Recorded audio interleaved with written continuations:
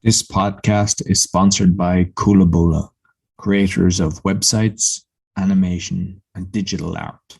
To get a 10% discount, go to kulabula.com and put in the discount code meditation. Welcome to the Meditation Podcast. You can find all our episodes on meditationpodcast.org. I also have the Awakening Podcast, the Speaking Podcast, the Learn Polish Podcast, and the Crypto Podcast, and all can be found on rycon.com. Today, my guest, please welcome Indra Rinzler. Thank you very much for having me, Roy. No problem. And I know it's going to be interesting because I know you've visited a lot of countries, but I always prefer the guests to introduce themselves rather than me reading from a script.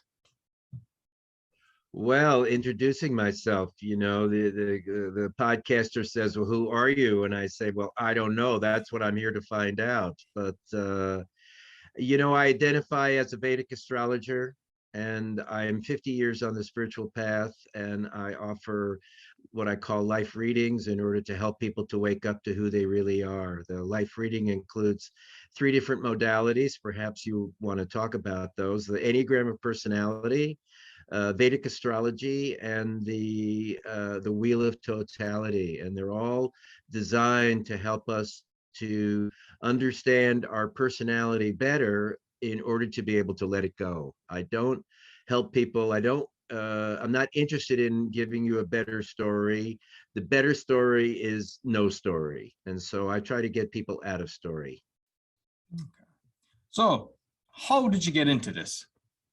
How did I get into the life readings, or how did I get into spirituality? Spirituality, any of this, what was your journey?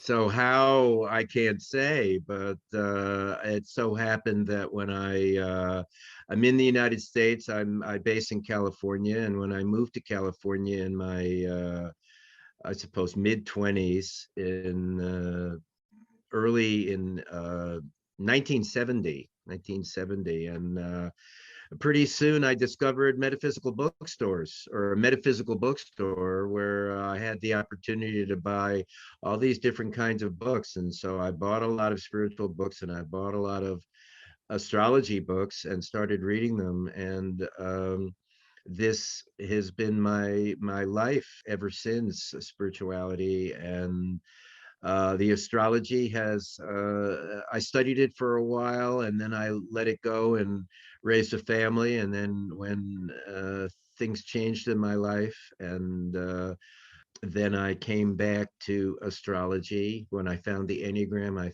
I found astrology. I wondered how I feel that they work together, and I was blessed to find a man who had a system to explain how to see your Enneagram, your personality story, in astrology. And he explained to me a system that it took me a decade to really understand and make my own. And so, yeah, 10 or 15 years ago, it just intensified. I was spending winters in India there and sitting with teachers. I had already lived 20 years in an ashram in California, and the astrology, the teachings appeared to me that I wasn't, maybe I was looking for them, but I was open. I think the most important thing is that I was open, and the things that I knew that I had studied, they kind of realigned in ways, in a simplistic way, that I didn't really, that a lot of the, particularly astrology, has a lot of rules. And I have come to realize that these rules are from a lower time, and a lot of the rules hold us back. And so I looked for a way to express astrology in a more conscious way. And so ideas and things appeared to me. I remember my teacher I said one time, I said to my teacher, well, so-and-so. And he said, well, where'd you get that? And I said, well, I probably read it. He said, well, I don't think so. I think you made it up. And, so I couldn't tell the difference. That I would read things, and then I wouldn't remember. It still happens. I don't remember where I read it, but all of a sudden it became part of me. And then I would go forward with that.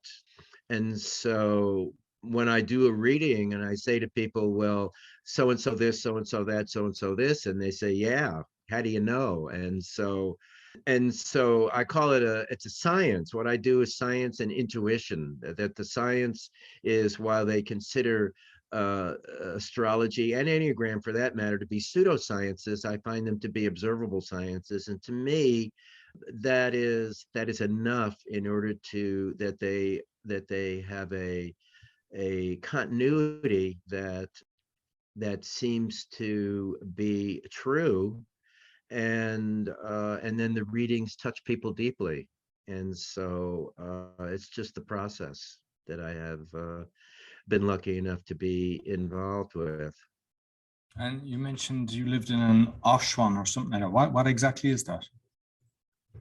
So what is an ashram? So an Yeah. ashram is in India, there where the teacher hangs out and the community that he has around him. He's actually, the guru is actually, we think of them as spiritual teachers, but they're also bankers. They're also a spiritual family counselors and marriage counselors, if in fact Indians talk about their marriage. Maybe they do, maybe they don't. But the guru is like the the leader for everybody, and so the community around him where they live is called an ashram. Okay. And with the astrology, because I mean, I've been advised by my mother, stop talking about this, but I like when I learn something and I find something curious. I basically had a guy on, a flat earth guy, and he was explaining the world being flat and circular and everything. And just looking at like the way that we've been taught, like the earth spinning around the sun and all this, we're like, what way do you look at that? Do you look at it as the globe? And Well, I mean, the thing is that it's amazing, Roy. We all have different purposes. I love the community of podcasters. I have to take my hats off because you put your ear to the ground and you heard podcast, and that's not what I heard. I heard be a guest on a podcast, perhaps, but I never heard do a podcast. So this whole a family of podcasters, and so there's a family of people that heard flat earth, and I'm not one of those. I mean, I believe and disbelieve everything. So the planets look round to me. I don't see how it could work, but it could all be, we may not have gone to the moon, and it may all be made up, and that's okay with me. But that doesn't mean that I have to take that into my life. I believe in spirit. I believe I started. Yeah. So you asked me how I got into it, and so the reality was, as I remember, at this period when I first moved to California, perhaps even earlier, that there was an experience that I had where you'd walk into a room and you'd feel more than the physical plane of the room, that you would feel excitement being in a crowd, or you would feel energies, you'd be with somebody and you'd feel more that, whether at the time you felt like you knew each other from past lives but the point is that as soon as I felt more that was in the room, then I had to be open to anything as a possibility, that ghosts or angels or a spiritual ethereal plane or causal plane, that everything is possible as soon as you get beyond the linear and you open yourself to there may be more than the linear. Then to me anything is possible. And the flat earth is not particularly one of my thoughts, but there's people that are probably doing very important work in that. yeah, I find that the more that I learn, the more I realize I don't know, and I'm just constantly, reading. And I mean, I'm reading over 100 books a year, and every time I'm reading something, it's like, your thought Wow. process, yeah. And like you've been to 56 countries, yeah. Right, 56. I like to say that but I'm in my 70s now, but in 60s and 70s, we realize as we sit there with the teachers in India, we realize that we know less and less, not more and more. We realize that the teachers help us to understand that we know less and less, not more. And so, yeah, so you don't look like you're quite that old. So congratulations. That's a teaching that will expand. Well, I'm 49, and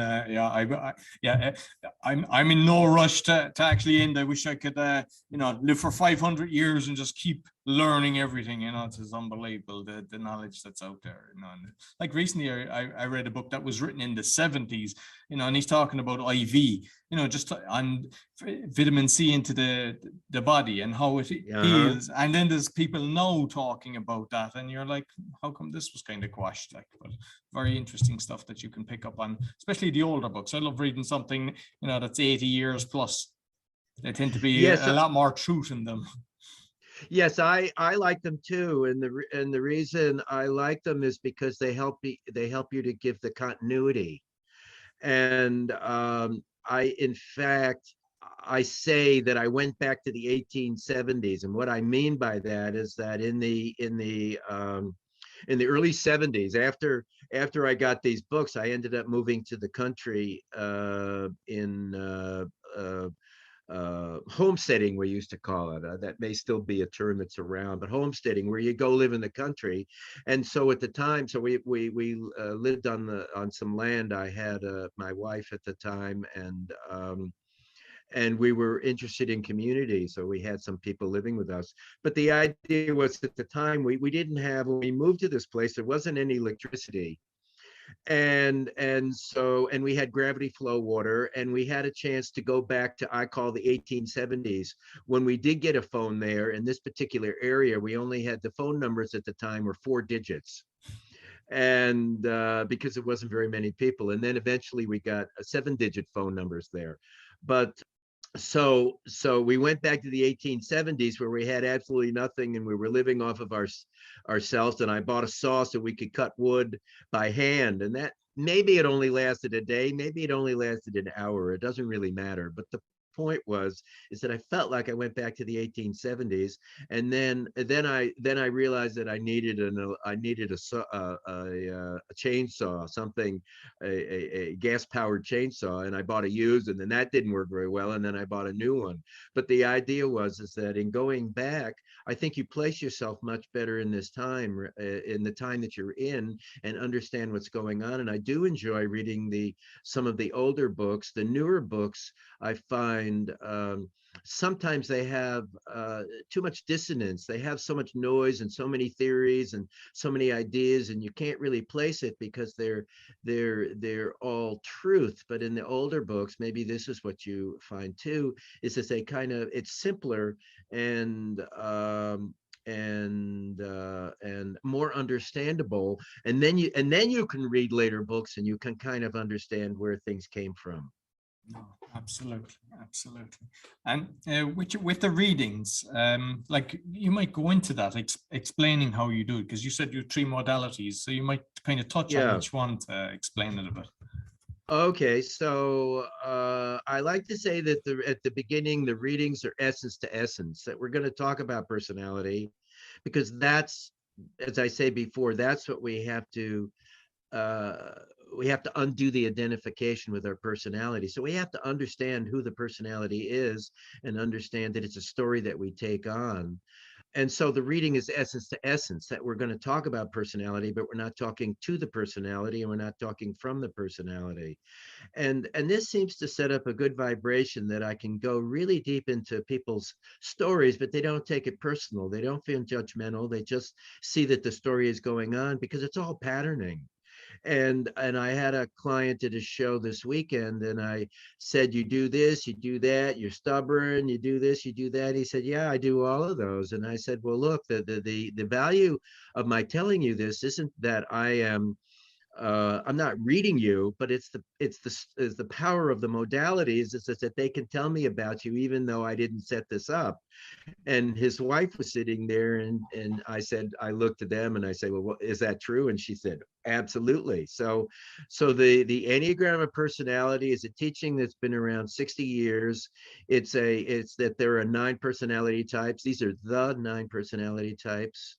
These are the archetypes that we have. We need 9 personality types, because if we're a social species, and if we all had the same personality, not much would get done.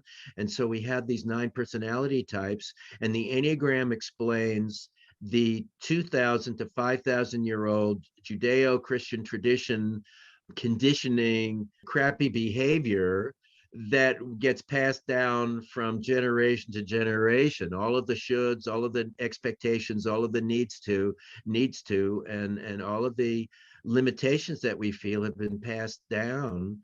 We know as a baby, when we grab our foot 3 to 6 months old, we know it's a foot. I mean, we don't know it's a foot, and we don't know it's ours, because we're before those concepts. And then when mommy says baby's blanket, then 6 months later we say my book, my blanket, my mommy. The misidentification has occurred, that we are a separate, that we identify with this personality of who we think we are. And so the Enneagram will give us our core triggers in order to be able to let go of that story. And it's an incredible spiritual tool, because it doesn't have any bias, and it will it'll annotate any story, any of the 9 stories. And I believe that there are that one of these 9 stories is at our core. So then the Vedic astrology is the strengths and weaknesses of the planets. I do astrology a little bit different, in the sense that I really just take it to the basics. It's the energy of the particular planets, that the weak planets, the ones that are affected by being in signs that they're not happy with. This is the core. This is what we radiate from. These are the compulsions. These create the compulsions and the obsessions that we have. And then the wheel of totality, I overlay the natal chart. I should say I'm a Vedic astrologer. Vedic astrology is astrology of India, and it's very similar to Western in the sense of the 12 houses and 12 signs. I don't use the outer planets, but the difference is that the main difference is that we cast the chart slightly differently.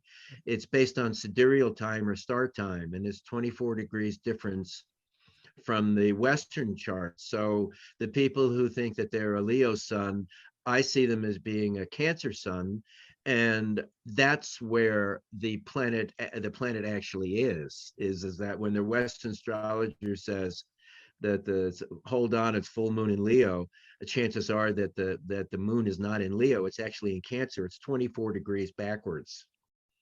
Why do they say it's Leo when the moon or sun isn't in Leo? That's just the nature of life, is that we can call something that it isn't. But anyway, sidereal astrology has it to be what we consider to be more accurate, and both astrologies will give you information, but they have a different frequency and vibration. And I'm interested particularly in helping people to wake up, so I want to see the core stories that are going on, and that's why I use Vedic astrology. So the third modality is the wheel of totality. We overlay the natal chart onto the wheel of totality, and it shows us that the place was where we have each house has awareness. But if we don't have a planet there, then we don't have a native ability at that awareness. And it's at your age, at about 50, that we are open to learning our deficiencies. Why is that? Because in 20s and 30s, we're not interested in our deficiencies. We're interested in learning. We're interested in building up our ego. We're interested in ignoring our deficiencies and pushing and strengthening, finding a way to fit in through developing our ego. But in our early 40s, that isn't so interesting to us anymore, because it doesn't work anymore, because we've already had the same bad relationship 5 or 10 times, and we've had things not work, and we've come up against our own lack of consciousness. And so at your age, now people are open. And when I say you need to open your heart, they say, oh, well, tell me more, because that's the fourth time I've heard that this week. But at 20, they're going to say, nah, my heart's open. I don't know what you're talking about. So those are the three modalities. I take 3 hours to or more to share this experience with people, and I'm rather amazed that they come see me, because they don't really know what's going to be, and they know it's going to be intense, but they come to see me because they're hurting, because they've tried everything and it isn't working, and I can take the situation where they have no clarity, and I can bring clarity to it with these three modalities. It helps to place people in this physical plane essence. And I've heard of being more star signs, 13 and even more again. Do you believe in this 12, but just the different things, or is there more? Well, yeah, there's a 13th sign. There's, the Western astrology uses all the asteroids. I just think it could all be true, and it could be valuable for some people, but I find it a distraction. Mm. You love, let's say you love classical music, let's say you love rap music, and let's say you love pop music, but you're not going to listen to them all at the same time, are you? Even though you love them. So the thing is that what has worked for me is to simplify in order to find a clarity. And I'm not trying to prove anything. I'm not trying to be anything. I'm not trying to do anything. I remembered somebody said, well, what happened when you went traveling? What happened in 1999 when you found the Enneagram and you found astrology, and then you started traveling and you went to India for first time for 5 months, not the first time in India, but the first time for a long time. And what happened is that I got this inward message to go to India and to be and not do. So to be and not do, to go to Rishikesh and to be and not do. And I hadn't really gotten messages like that before, or since for that matter, not in the same way. But so I went to India to be and not do. And then of course I ended up doing, but that brought me back so that then I could be there. Because most people can't do that. They can't kind of be and not do. But with what you're doing, like if you look at, say, like the personality types, the disc and all that, is that the readings able to kind of help people as well in kind of what their profession is, to kind of realize this is why I'm not happy, that you should be more kind of, say, people oriented job or whatever it be? Well, yes. So I like to say I don't do predictions. I can't tell you when you're going to get married, but what I can do is I can tell you, I perhaps tell you why you're not married. I can tell you what you need to do in order to be married. And I like to say to the ladies and guys, I said, if you particularly the ladies, if you want a guy, you can get a guy. It's not about getting a guy. It's about a special guy. And why is he special? He's special because he's doing his work. So how is he going to recognize you? He's going to recognize you because you're doing your work. And so your job, your responsibility is to do your work in order to be recognizable to this guy that is the one that you're waiting for. And so the answer to your question is I can give them some ideas about what's important, but quite often, if you don't, like, career is the 10th house, but if you don't have a planet there, then career isn't very important to you. So I say career is not that important to you, and they say, oh yeah, that's right. But I'll say,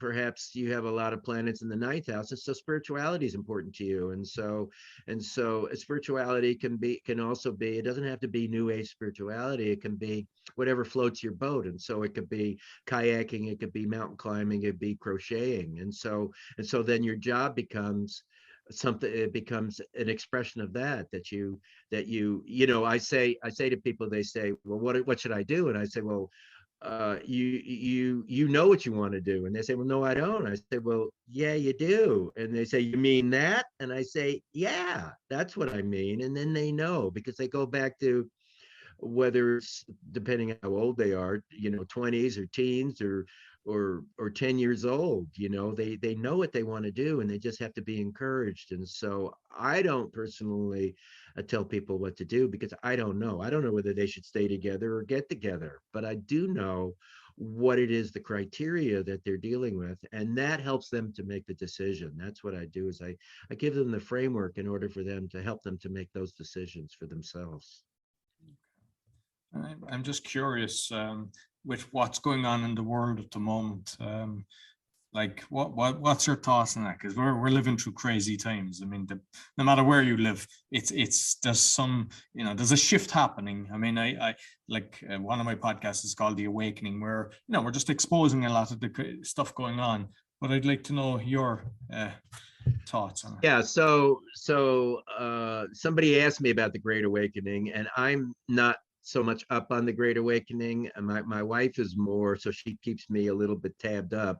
It's not something that I know particularly about, but what I told this lady, this podcaster, is that I've been waiting for this for 50 years. I remember in 1973 we realized, we called it hard times were coming, and so we started buying gold and silver in 1973, and then there was the 1984 book, and that things would happen in 1984, and then I had a teacher who said the poles were going to change in 1998, and then there was the millennium, and then there was the Mayan calendar 2012. And so the thing is that the second coming of Christ, we've been waiting for Jesus to appear for 2,000 years.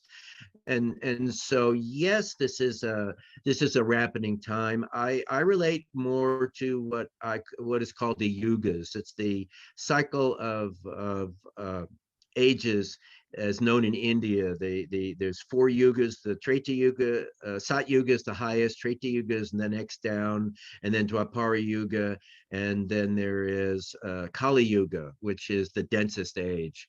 And I believe that we're in Dwapara Yuga.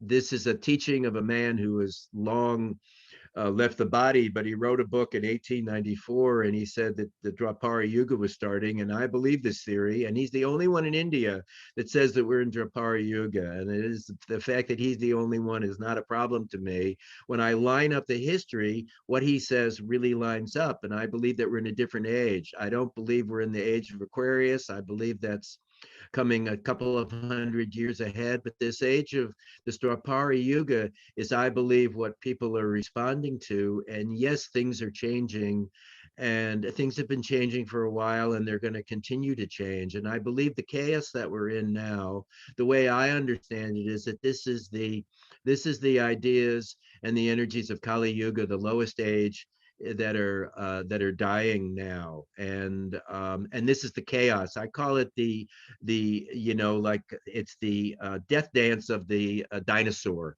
Like a I don't know how heavy they were, but a 200-foot long dinosaur, when it does a death dance, imagine in your Western when the guy gets shot and he staggers around a while before he finally drops. This is the death dance of the dinosaur. Is there's chaos, and that's what we're in now, because we're getting rid of the old structure, which is greed and comparisons and judgments and limitations and me, me, and all of those ideas are dropping away. And so it's chaotic, because the new forms have not completely birthed. They're here, because they don't need to birth, because everything is already here. In every age there are people on every level.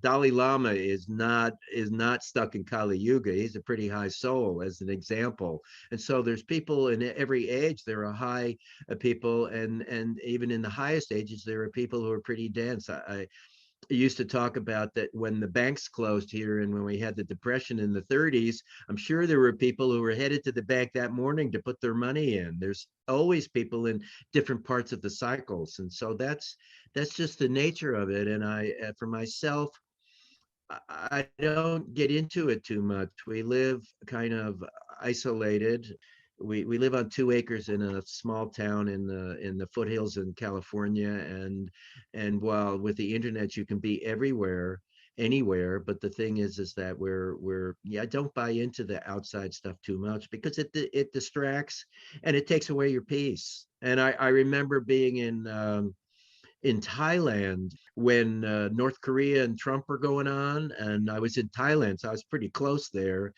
And I remember saying to myself that let them blow up the world. I don't care. I'm not going to lose peace. You know, I said my peace, but it's not my peace. Peace.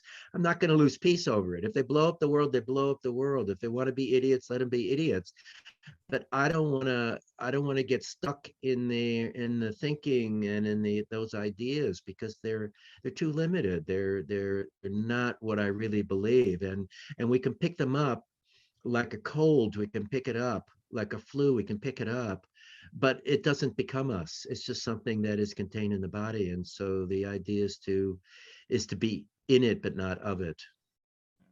I mean, it's like the lower vibrations bringing negativity into your cells, and which in turn makes you then maybe get an illness because of your thought process. Yes, that's absolutely right. I had a client, I do location astrology, where we can change you, we can let you know how you do that. Other parts of the globe could be beneficial for you, more beneficial than where you were born or where you're living right now. And we have ways of annotating this. And I like this. I like to say that boy, I just forgot my point, that the well, I've heard of that actually. That bit, no, you were on about the locations that you can actually determine where somebody should be living. I've heard of people that have done that, and they're delighted where they have been basically recommended to relocate to. Yeah, astrocartography and the relocation chart it's all really interesting. I just started this. I knew about it for 25 years, but only this year, all of a sudden, I started getting interested in it, and now I do readings with it. Yeah, I mean, I haven't been to 56, but I've been to 30 plus countries, and I just feel like I've been to Costa Rica. There's some places I just get a fantastic energy level, and if you can be guided, where is the best place for you? And I think it's a wonderful. Well, it's an incredible modality, and it's really interesting because it's what I found interesting is that it gives another depth to people's experiences that I can give in the reading. Is that not only can I take them through the 3 modalities, but I can also do the same thing with the place that they're living in terms of what they're experiencing and what's happening and why it might be better or worse in other places. The problem with it is that the moving, it can sometimes, there's few clients have had perfect places to live. You usually have the good with the bad, that this problem may be resolved, but then other energies are there that which are just, you have to look at. It's not necessarily that it's not worth going there, but there's plus and minuses everywhere. This is sort of the nature of the plane. And is it 56 countries that you've been to? I have been in 56 countries. Absolutely. Yes. Where was the best place for energy for you? Wow. Well, the best place for me is probably Rishikesh. Yeah. Rishikesh was, I had my astrocartography done in '99, and they said that Rishikesh was a good place. And I think that's true. People usually say, well, what's your favorite place? And I say, well, I'm not sure about favorite, but I do talk about Mongolia was an incredible place to be at, and deep teachings there. And Ethiopia really touched me deeply. And I got to Ethiopia and I thought, oh my God, this is like Haiti, which was a very hard place to be in, Haiti. But Ethiopia, I come to realize that it's not there. It's already been there for a long time. Ethiopia has a depth that's incredible, that it took me days to sort of sink into what was actually there. I haven't gone back to, I mean, this isn't a traveling time. So I haven't gone back with the location astrology to figure out all the different places, but India, but not for everybody, you know.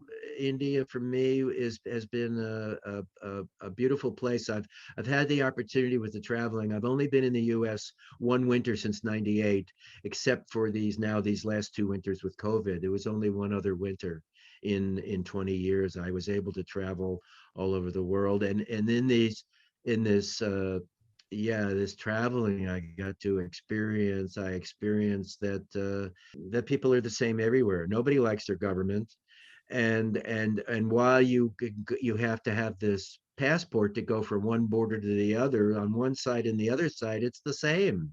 Maybe the languages change, maybe the dress changes, maybe the time changes, but the people don't really change. They're kind of the same everywhere. Yeah, no, definitely. And like finally, who influences you? Who would you be influenced over? Like Boda, I seen some of the stuff that you've got. Like who would be the main people that you're influenced by? Well, I've had teachers. I've had spiritual teachers, many of them, and they've all influenced me. And people that I've read have influenced me. I'm particularly into this man now, David Hawkins, and he's written quite a few books. He's passed on now, but I come to find out in his autobiography, well, in his books, he has a little bit of a biography, and in there, at 3 years old, he was already realizing the nature of his own essence, and you know, maybe if I get to 93, maybe that will happen to me, but maybe not. But he's been influenced. And so it's more a teaching than people, you know. I don't put people on pedestals. That's really dangerous, including myself. Maybe my wife, she's a big influence for me. She's an important mirror for me. We met in India. We've been together 15 years now. And yeah, I love Buddha. I was in Bodh Gaya for a month where Buddha found enlightenment. At least that's the legend. And that's a beautiful place. And the teachers in Rishikesh, and even everybody influences and teaches me. You know, the I've come to realize, Roy, that the we teach the subjects we teach because that's what we need to learn. And by sitting with people who are so open to be able to, and hungry to be able to not only sit with me but pay me to share with them, their attitudes and their willingness is all a teacher. And so the we learn in India that the poorest, simplest people, they're the biggest teachers. There's a beggars that line the streets that I have seen for 20 years. There's a blind man who sits there, who he's got a cup, and then he got I don't know if it's his wife, who's also blind, who sits behind him, who also sings and sits there by the bridge. I mean, these people are inspirational. There was a man, I forget what you'd call it, but no arms and no legs. It's at a paraplegic. Anyways, he was painting with his mouth. And I mean, and smiley and laughing. And if that doesn't touch you, you know, he's sitting at the other bridge on the other side. They get their spots and they sit there for years and years and years. And you know, these people, these experiences, when we're open, they just teach us more than the you know, beautiful temple and the you know, devout preacher and you know, that reads the same every week. This isn't so inspiring that the moment teaches us, you know, that I take my walks every day, and the sun and the quiet and the trees and the, you know, and dogs come over and bark and say hi, and hi, I say hi back to them. I mean, this is these little moments are the teachers. So it's hard to, you know, it's not so much personalities, it's the lack of personalities, as that's what inspires me. I think it's when we make a shift from what we're aspiring to get to just being present in the moment, that's when we truly enjoy life. Absolutely. That's the goal, is to come to the moment, because in the moment, then the past and the future, it all squishes together, and it's like, did I already eat, or am I gonna eat? I can't remember, Did I already read the book? Did I watch it, the documentary, or didn't I? I can't remember. It all disappears. It just all gets squishy, and in that we disappear, and then we come into our true nature. Exactly. Listen, Indra, it's been wonderful speaking to you. So how can people get in contact with you? So, well, I have a website. That's a great way, indrarinzler.com.